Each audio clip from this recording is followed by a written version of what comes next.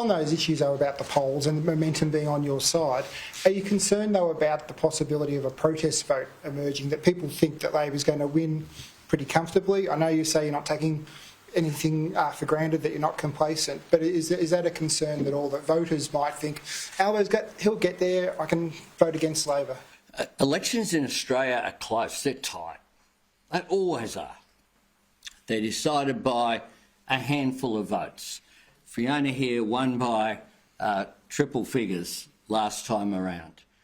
And that's the way that elections in Australia roll. If you want a Labor government, you have to vote, number one, for Labor candidates. That is the clear message that I would give. And in addition to that, the risk that is there, I think one of the things that is emerging very clearly is that the other team aren't so much a team. There is chaos on their side. They have senior shadow ministers who haven't been cited. I don't know where Andrew Hastie's been. He's the shadow defence minister. Angus Taylor, not quite sure what he's doing as the shadow treasurer. You know, it's they are not ready. It's been less than 3 years since the change of government. I think that the stable leadership that we have provided, the orderly way in which we've governed, I've restored cabinet government. I assure you that I haven't appointed myself to multiple ministries.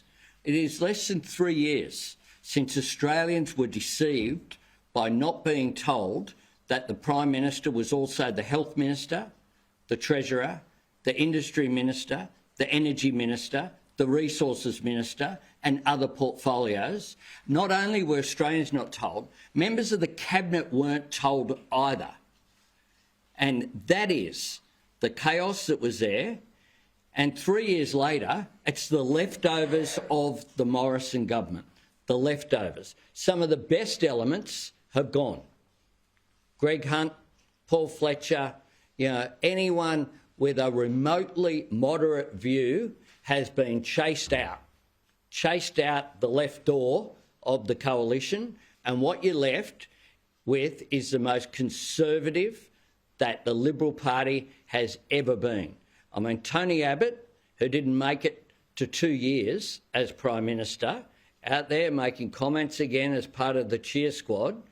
I mean, Tony Abbott's cuts in 2014, put in place by Peter Dutton, put in place by some of these right-wing elements of the Liberal Party, would be even more severe. You can see the pattern that would come out.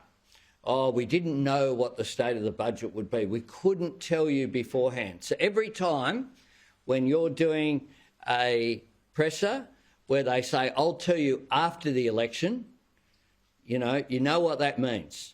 What that means is cuts are coming, and they will point and they'll say, well, we told you in April that we didn't know the detail and we pointed that out, so now we're having to do this.